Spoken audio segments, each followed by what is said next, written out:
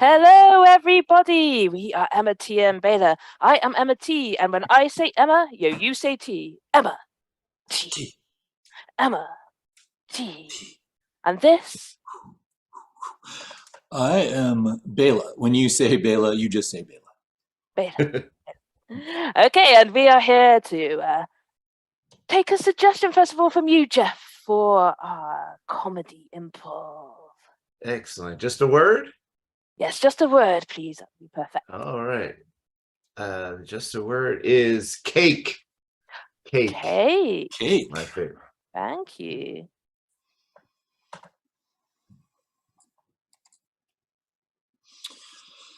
For the first time, we've, as a family, decided that the significance of your birthday deserves a cake.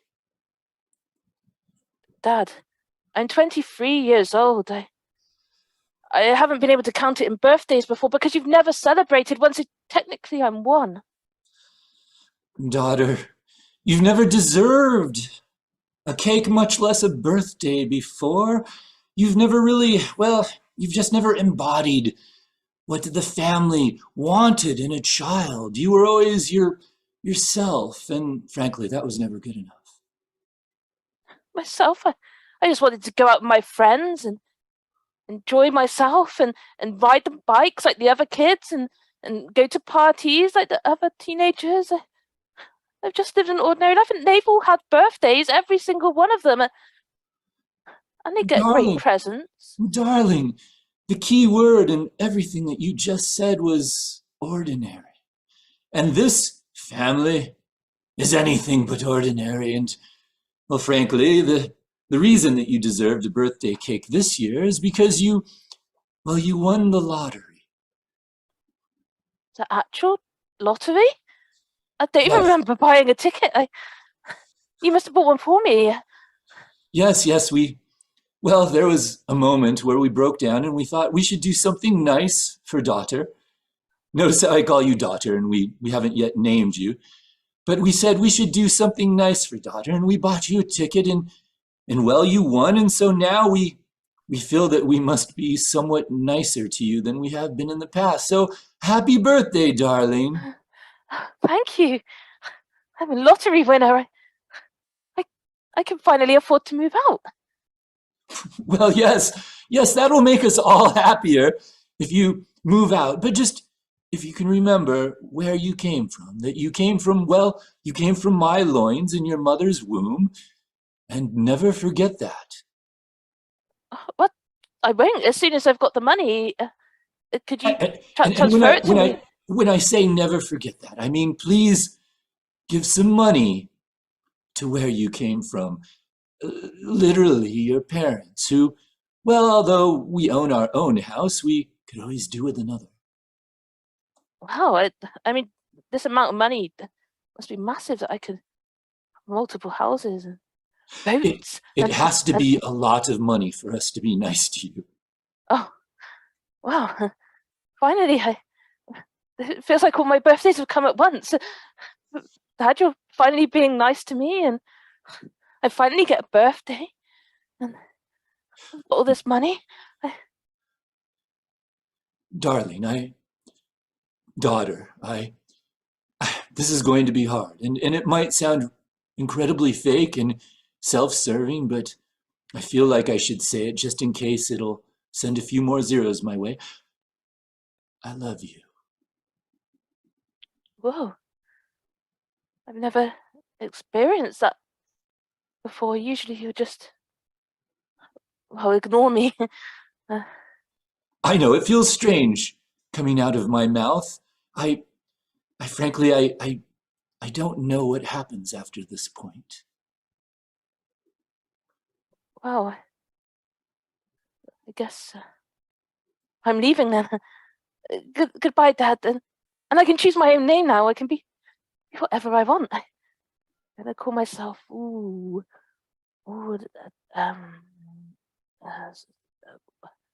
Watch Girl. If you want to be Watch Girl, then, well, send a check our way and we'll call you that too. I love you, Watch Girl. I love you. gonna go head out now, and just it feels like I should leave you alone with your cake. I'm finally free. Watch go. And on tonight's news, happiness strikes a citizen of Bristol, England. Strangely, because no one's used to happiness, we decided to go ahead and have our main reporter, Christina Jones, go ahead and interview the person who was happy. So Christina, tell us first, before you show us the footage, what was it like to be around someone who was happy? I mean, usually there's the unhappiness of everybody rubs off on one another, kind of like an unhappy group, like a group of unhappy lions, and just having one person experience happiness is throwing everything out of balance. I can feel maybe a tinge of happiness is infecting me already just from merely being in the same city as the person who's experiencing happiness. It seems to be kind of making my fingers tingle in a weird way and working its way up my arm.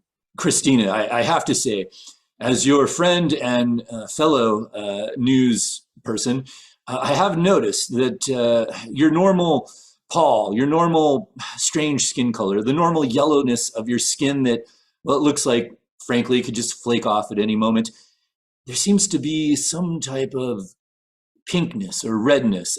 Does this have anything to do with the happiness, or is it just some new skin cream? I mean, I didn't have this yesterday. I just had this today when I came to the city, and uh, I guess the redness of my cheeks corresponds to a kind of tingling feeling. It's kind of making my sides of my mouth want to form in a kind of upward stretch, like I Christina, please. Our audience is not ready for this amount of repercussions. But just let us know, is there any difference between what you're experiencing and when you had the transmitted disease last year, where you had to take several weeks off from work? I mean, I'm noticing quite a number of similarities between the disease that you also had, and this kind of feeling that's currently stretching. It's on my other hand now. It seems to be moving its way up. I'm just, the amount of uncomfortableness. I think here that we can look forward to winning several awards for this reporting, as long as you stay alive. And please don't wink at me again and talk about our shared disease. We will be going to commercial before we show that footage.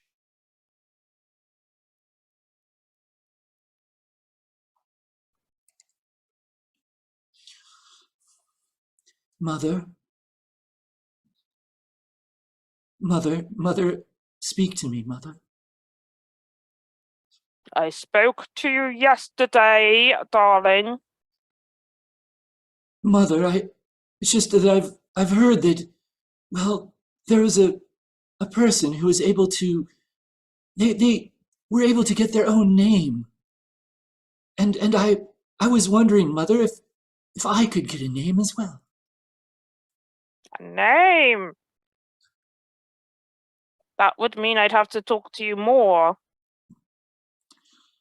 It doesn't have to mean that, Mother. You could still send me out to play in the concrete jungle, the asphalt world that we call modern reality. I could study the dictionary like I do on a normal basis. We wouldn't have to communicate. Just a name would make me maybe happy. I didn't have a name. And I still don't. And I never will. Mother, will will life just always get worse from now on and never better or even stay the same? My life got worse from the age of 0, and it went all downhill from there. Tell me again, Mother, how your life got really, really horrible once you had me. Oh, that was the very, very worst. Life was all destroyed. The second you came into my life, destroyed. Mother, I had to talk to you to soothe you, and I talked so much it made my voice go funny. And I've talked like this ever since. Mother, is it true that the sound that should come from the larynx and the vocal cords is actually coming out of your destroyed womb? That's correct. I open my mouth because I want to feel normal, but I don't actually have to. Or I don't have to at all, you see. Mother, I'm sorry for being born. I'm so sorry. Oh, maybe I will give you a name. Pain.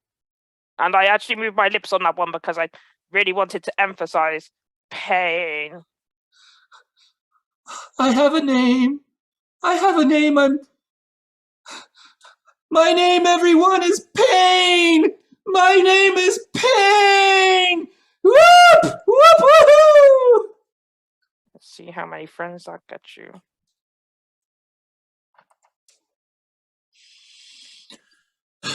All right. Where would you like to go? I was thinking of if you could take me to that fancy new restaurant. It's they serve cake on top of other cake. So essentially the cake is the base, like a kind of plate, and then on top of it, the other cakes are, well, there's the decorative cakes. The cakes in the shape of a knife, which are kind of used to cut the cake, and then a cake on top of that for, decoration. Sounds amazing. Do you have the appropriate happiness permit? Oh, I didn't realize I require a permit. I just read about this great restaurant, and I'm sorry. Are you new? Oh, you must be a tourist to our yeah. hideous village. Yeah, I've never been to Outer Bristol before. I don't know. Yeah. If I don't have a permit, what would happen to me? I presume maybe I could sneak in around the back and they just wouldn't notice. Oh God, no, of course not. Of course not. If you don't have the happiness permit, I can't be part of law breaking and actually take you somewhere that you could potentially be happy. No, I have to take you, unfortunately, straight to the government. Oh, I mean, you do seem to be heading away from the brighter colored parts of town and towards the Yes. Over just while you still have access to the outside, because once I take you to the government, of course, you'll never see the outside again. Please enjoy. We're going by a pond. Used to be a lake. Actually, it used to be a sea, but global warming, water loss. People took a lot of water. They had to drink water, and now it's really a pond. Soon it'll be a puddle. Then it'll disappear. Might want to take a picture. Last thing that you see before we get to the government office, where don't think of it as a jail. Realistically, that's a bad way to look at it, but I didn't know. I didn't take me to a lesser restaurant, a less happy restaurant. Ignorance of the law is no excuse. Oh, Come on. Please, leave me by the lake, by the pond. Just let me out. I'll make my own way back. It's fine. Leave you by the pond. Do you realize how many times I've heard that? And if I left you by the pond, you'd see all the dead bodies that I have left. But I have learned my lesson. Ever since the government took my 3 children away from me, I don't leave dead bodies by. Oh, did you not want me to shoot you before I'm sorry. Uh, That must have been very confusing. You didn't hear any of that. but I mean, um, I, uh, Would you can you like me believe? to just hand you a pistol? You could off Uh, yourself before uh, we get to the government. Honestly, probably the best option. no, I don't want to go to the government. I don't want a pistol. I just want to. I just want to. Well, I wanted to go to the place with the cake upon a cake upon a cake with a cake knife and a cake on You top and a cake. you wanted to be happy, and yet somehow you found your way in Bristol. Poor, poor, poor misguided thing. The garage is opening, and here we are in the government. Where's my freedom?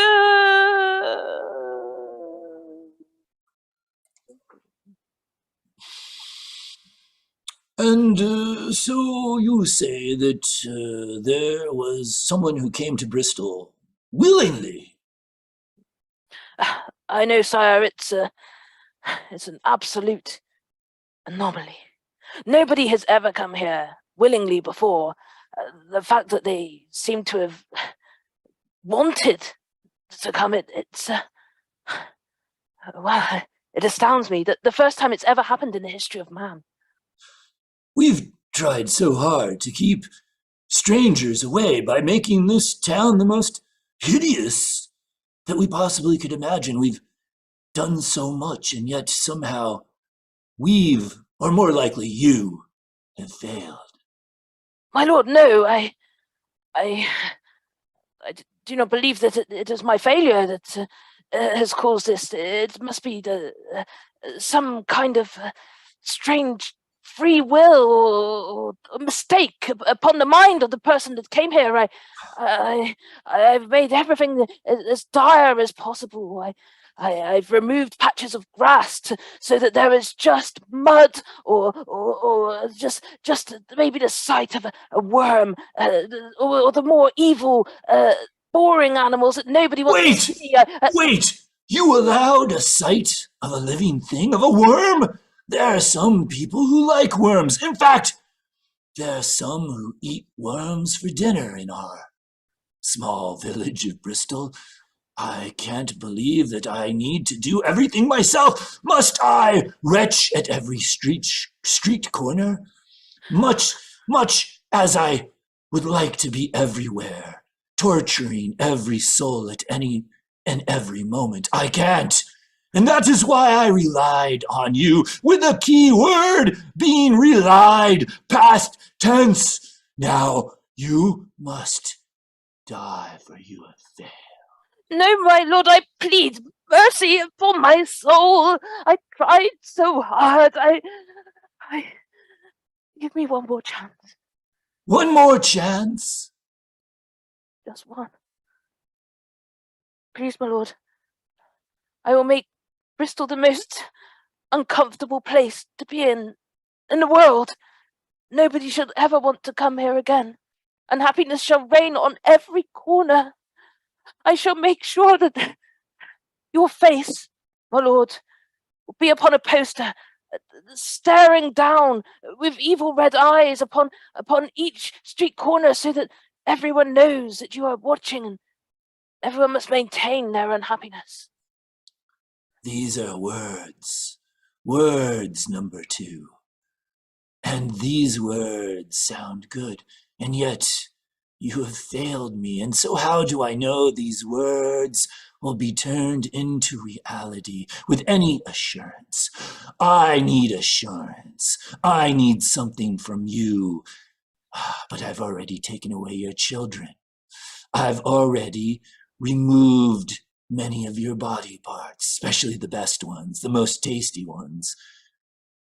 What do you have left to put down as a bargaining chip, a piece of assurance, a guarantee? Well, sire, I shall give you my soul. Your soul. You say your soul. The last thing I've desired. So then you have your chance, but a single screw-up, and your soul, which seems insubstantial, and yet I'm sure that my scientists will be able to figure out a way to extract it from you in a most painful way. You have your second chance. Yes. Don't screw this up. In today's news, Christina, so you say that Bristol's become even unhappier. What actually happened to that lottery winner? What, as I ask, I have a sense of doom and just, could you actually tell us the real details, the facts, and nothing but the facts, Christina? The lottery was... Oh no, it's happening again. The lottery was... just... Sorry, Please, Christina, if you can, without the strange gyrations that your most recent diseases have caused. Although I understand if you can't get through this report without simply making us all wonder what sex was like back in the before times.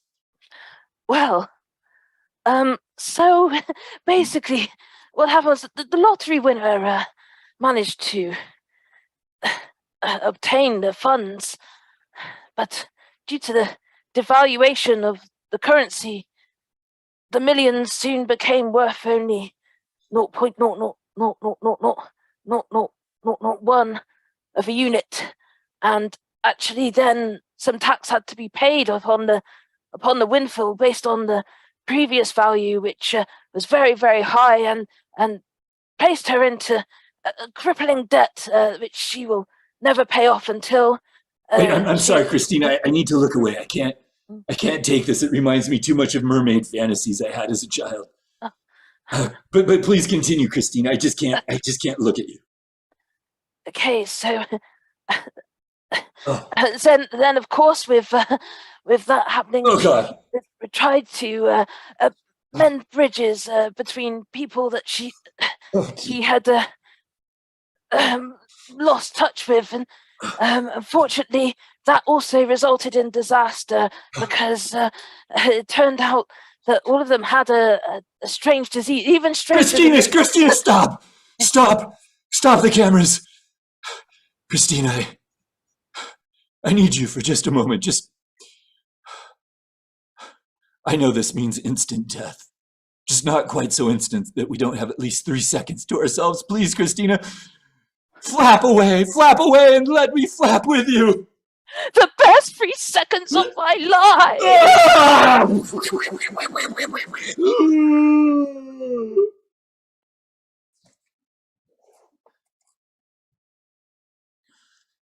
Number 2, you have failed. There were 3 seconds of happiness caught on camera. Sire, I had tried with such an amount of... all I could give without my soul. The soul extraction, it must have momentarily managed to take away my concentration, and just for 3 seconds. And of course, the worst thing that could happen happened during those 3 seconds. It is, I admit, weird that we started the soul extraction before you actually failed. It was painful. The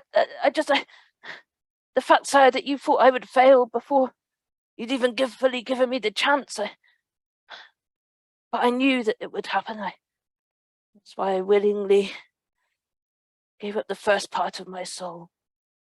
For you, sire. Number 2, I need to tell you something. Yes, my lord. One day, soon, I will die. Of age. No, do not speak of such a thing, sire. Please. Without you, I am nothing. You are my reason. My servitude to you is what propels me through this life. You are an amazing kiss ass. I've never felt my ass slobbered upon as much as when I'm with you. And, well, I thought about it for a long time, and I thought someone needs to take over from me when I die. Someone needs to take over. And then you gave up half your soul, and yes, there were 3 seconds of happiness. And for which I apologize with all my heart. What's left of it? Those 3 seconds, I realized something when I saw them doing this. I realized that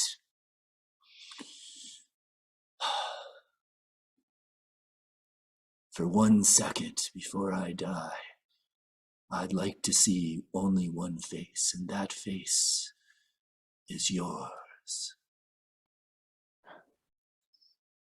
Yes, I want 1 second of happiness.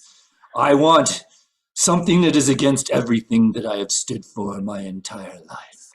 I want, and I realize that I have been wrong all this time. And I want to take it out on you. So, I'm sorry. This has been a long, confusing time, but I do want to kill you, remove your soul, but I will take a picture of you, and I will watch it for the last second before I die. But I thought I was going to succeed as your, successor, and,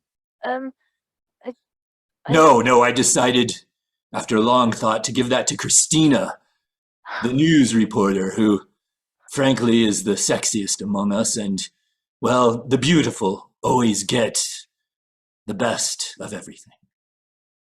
Why was I born so ugly? I'm just going to take this pair of hedge clippers and just take your head off, because, frankly, the whole soul thing is taking too long, so... I can't help how long it takes to extract. It turns out that... Oh, I forgot to take the picture! No!